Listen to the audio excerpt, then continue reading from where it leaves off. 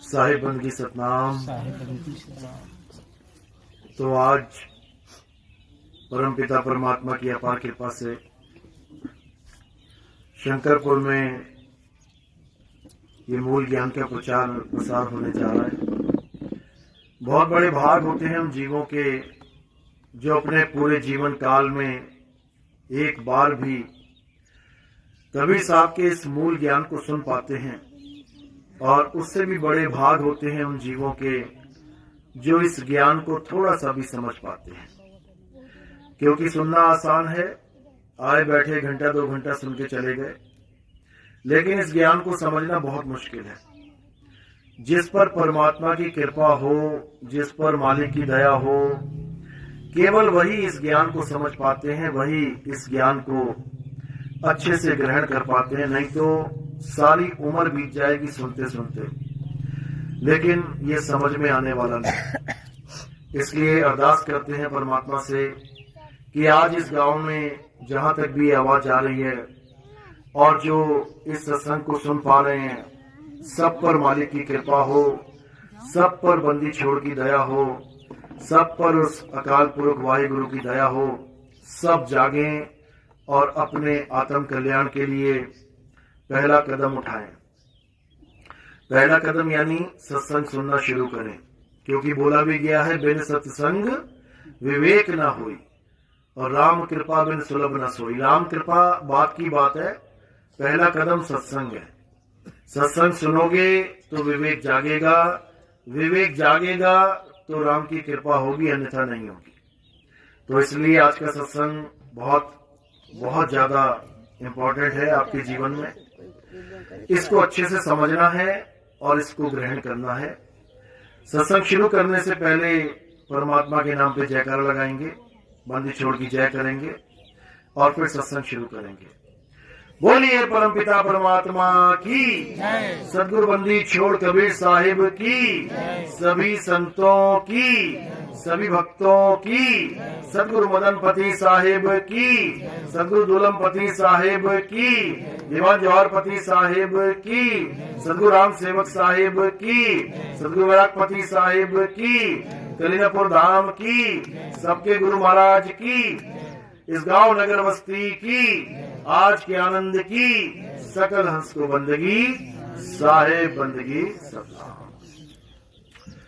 तो कबीर साहब इस संसार को चेताने के लिए, जगाने के लिए, समझाने के लिए बार बार इस भवसागर में आते हैं, हमारे बीच आते हैं, एक इंसान का रूप धारण करके आते हैं और हमें हमारा सत्य स्वरूप बता के चले जाते हैं। इंसान स्वरूप धारण करके आते हैं, इसका मतलब ये नहीं कि वो इंसान है। किसी गलतफहमी में मत रहना कि कबीर साहब कोई इंसान है, यानी कोई आदमी है। वो ना आदमी है, ना औरत है, वो कोई शरीर नहीं है, वो कोई देह नहीं है, वो कोई इंद्रियां नहीं है, वो देहातीत है, इंद्रियतीत है, मायातीत है। उनका कोई नाम भी नहीं है। ये कबीर नाम तो उनको रखना पड़ गया मजबूरी में, क्योंकि हमारे इस लोक में जो भी पैदा होता है, जो भी दिखाई देता है, जो भी इस संसार में आता है, उसका एक नामकरण हो जाता है। आप देखेंगे आपके दादा परदादा, आपके पिता, आपके माँ बाप, आपके बच्चे, सगे संबंधी, हर किसी का एक ना एक नाम रखा गया है। ऐसा हो नहीं सकता कि आप कोई आदमी को देखो और पूछो तेरा नाम क्या, वो कहे कि मेरा कोई नाम नहीं है। ऐसा नहीं हो सकता। कोई ना कोई नाम उसको दे ही दिया जाएगा, चाहे उसको पैदा होते ही उसके घर वाले त्याग क्यों ना दें। नदी के किनारे भी छोड़ गए ना, और कोई उठा के लेके चला गया, वो भी उसका नाम रख देगा। अरे इंसान के छोड़ो, यहाँ कुत्तों के नाम रख दिए जाते हैं। किसी घर में कोई कुत्ता पला हो, पूछ लेना कुत्ते का क्या नाम है, फटाक से बता देगा। बकरियों के नाम, भैंसों के नाम, गाय के नाम, सबके नाम रखे जाते हैं, लेकिन कौन रखता है? इंसान रखता है। अब तुम कुतिया को जाके मत पूछने लग जाना तेरे बच्चों के नाम क्या है, वो नहीं बता पाएगी। ये इंसान रखता है। क्यों रख पाता है? क्योंकि इंसान के पास 52 अक्षर हैं। इंसान के पास 26 अक्षर हैं, इंसान के पास 84 अक्षर हैं। अलग अलग भाषाओं में अलग अलग गिनती है अक्षरों की, लेकिन कहलाते अक्षर ही हैं। अंग्रेजी भाषा के अक्षर, हिंदी भाषा के अक्षर, पंजाबी के, उर्दू के, फारसी के, जापानीज, चाइनीज, पुर्तगीज, जितने मर्जी देख लो, हर भाषा में अक्षर होते हैं। अक्षर का मतलब होता है उस भाषा की इकाई, यानी सबसे छोटा वर्ण अक्षर कहलाता है। उन्हीं अक्षरों को जोड़ जोड़ के शब्द बनाए जाते हैं। जैसे दो अक्षर हैं का, रा, दोनों को जोड़ दो बन गया कर। दो अक्षर हैं पा, ला, दोनों को जोड़ दो हो गया पल। यानी दो अक्षरों को जोड़ने पे या दो से ज्यादा अक्षरों को जोड़ने पे शब्द का निर्माण हो जाता है। अब शब्द तो बन गया, लेकिन ये वो शब्द नहीं है जिसकी महिमा कबीर साहब गाते हैं। ये कौन से शब्द हैं? ये 52 अक्षरी शब्द हैं। कबीर साहब कौन से शब्द की महिमा गाते हैं? वो सार शब्द की महिमा गाते हैं, इन 52 अक्षरी शब्दों की नहीं। 52 अक्षरी शब्दों का उत्पन्न भी होते हैं और इनका नाश भी हो जाता है। यानी 52 अक्षर पैदा भी होते हैं और इनका खात्मा भी हो जाता है। लेकिन कबीर साहब का जो अक्षर है, कबीर साहब का जो शब्द है, उसको ना पैदा किया जा सकता है, ना ही उसका खात्मा होता है। इसीलिए उसे आदि अक्षर कह देते हैं, उसे नी अक्षर कह देते हैं, उसे आदि नाम कह देते हैं, उसे नी शब्द कह देते हैं, उसे अन्य अन्य प्रकार के शब्दों से, पर्यायवाची शब्दों से उसको याद किया जा सकता है। लेकिन उसे 52 अक्षरी शब्द नहीं कह सकते, क्योंकि 52 अक्षरों का घनघोर विरोध किया कबीर साहब ने। क्या समझा रहे हैं? कह रहे 52 अक्षर जीव आधारा और आदि अक्षर जीव्या से न्यारा। दोनों अक्षरों का निबेड़ा कर दिया। ज्ञानी होगा समझ जाएगा और मूर्ख होगा नहीं समझ पाएगा।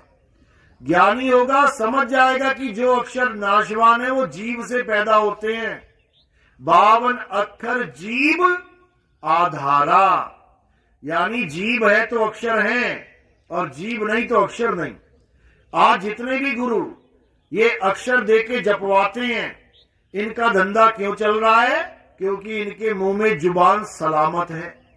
अगर इनकी जुबान में कोई लकवा मार जाए या इनकी जुबान कट जाए या कोई ऐसी बीमारी हो जाए कि ये बोलना ही भूल जाए, तो ये धंधा चौपट हो जाएगा। क्योंकि अक्षरों के द्वारा ही इनका धंधा चल रहा है। ये जितने भी गुरु बैठे हैं, अक्षरों को देके उसका जाप करवा के इंसान जन्म बर्बाद करने का जो ठेका ले रखा है इन लोगों ने, इनका सारा धंधा 52 अक्षर का धंधा है। और कबीर साहब इन 52 अक्षरों का जोरदार खंडन करते हैं। क्या कहते हैं? 52 अक्षर जोरे आन, सक्या न अक्षर एक पहचान।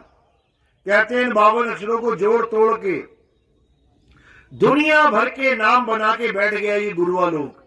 इनको गुरुआ बोला जाता है।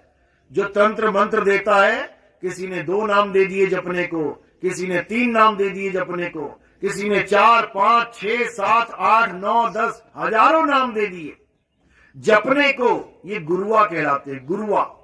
कबीर साहब कहते हैं गुरुआ तो घर घर फिरे और कौड़ी केर 50, अपने रूप की खबर नहीं शिष्य करण की आस। यानी ये गुरुआ घर घर फिरेंगे, ये तुम्हें मंत्र देंगे, ये तुम्हें नाम देंगे, कह देंगे 5 नाम जपो इससे तुम्हारी मुक्ति हो जाएगी, कह देंगे 7 नाम जपो इससे तुम्हारी मुक्ति हो जाएगी, कह देंगे 10 नाम जपो। 10 नामी पंथ भी चल रहे हैं, 10 नाम जपते हैं। बताओ, अरे परमात्मा एक है तो उसका नाम भी एक होना चाहिए। एक नाम से इनका पेट नहीं भरता, 5-5 नाम देके गुरुआ बने घूम रहे हैं।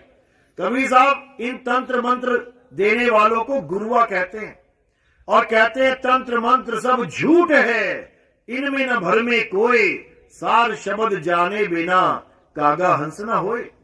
ये मंत्र देने वाले गुरु सावधान हो जाओ इन लोगों से, ये तुम्हारा जन्म बर्बाद कर देंगे। ये कानों में उंगलियां डलवाने वाले गुरु, ये कानों में उंगलियां डलवा के अनहद नाद सुनवाने वाले गुरु, ये आंखें बंद करवा के त्रिकुटी में ध्यान लगवाने वाले गुरु, ये इंगला पिंगला सुषमना में घुसाने वाले गुरु, ये 5 नाम, 5 क्रियाएं, 5 मंडल, इन 5 धुनों में उलझाने वाले गुरु, ये सब तुम्हारा सत्यानाश कर देंगे, ये बर्बाद कर देंगे तुम्हें। अब करना क्या है? कबीर साहब समझा रहे हैं, अरे घर घर मंत्र देत फिरत हैं, माया के अभिमाना, गुरुआ सहित शिष्य सब बूढ़े, अंत काल पछताना, साधो देखो ये जग बौराना। अब तुमने क्या करना है? अब तुमने दोनों प्रकार के अक्षरों का निबेड़ा कर लेना है, दोनों प्रकार के शब्दों का निबेड़ा कर लेना है। तुम्हें आदि अक्षर चाहिए या 52 अक्षर? तुम्हें आदि नाम चाहिए या 52 अक्षरी नाम? तुम्हें आदि शब्द चाहिए या 52 अक्षरी शब्द? इसका निबेड़ा कर लेना है तो तुम्हारा जन्म सफल हो जाएगा। इसी को बोला गया, सोई गुरु पूरा कहावे, जो 2 अक्षर का भेद बतावे, एक छुड़ावे। ये 52 अक्षरी नामों को छुड़वा दिया जाएगा। हिंदू है तो राम राम जप रहा है, मुसलमान है तो अल्लाह अल्लाह जप रहा है, सिख भाई है तो वाहिगुरु वाहिगुरु जप रहा है, ईसाई है तो हालेलुया हालेलुया जप रहा है। किसी ना किसी अक्षर से हर धर्म का जीव बंधा पड़ा है। कारण क्या है? आत्मज्ञान की कमी। ये उस आत्मा को नहीं जानते जिस आत्मा की वजह से ये सारे अक्षर अस्तित्व में आते हैं। अगर कोई राम राम जप रहा है तो किसकी वजह से? आत्मा की वजह से। अगर कोई अल्लाह अल्लाह कर रहा है तो किसकी वजह से? आत्मा की वजह से। अगर कोई वाहिगुरु वाहिगुरु कर रहा है तो किसकी वजह से? आत्मा की वजह से। अगर कोई हालेलुया कर रहा है तो किसकी वजह से? आत्मा की वजह से। कोई यहोवा यहोवा गा रहा है आत्मा की वजह से।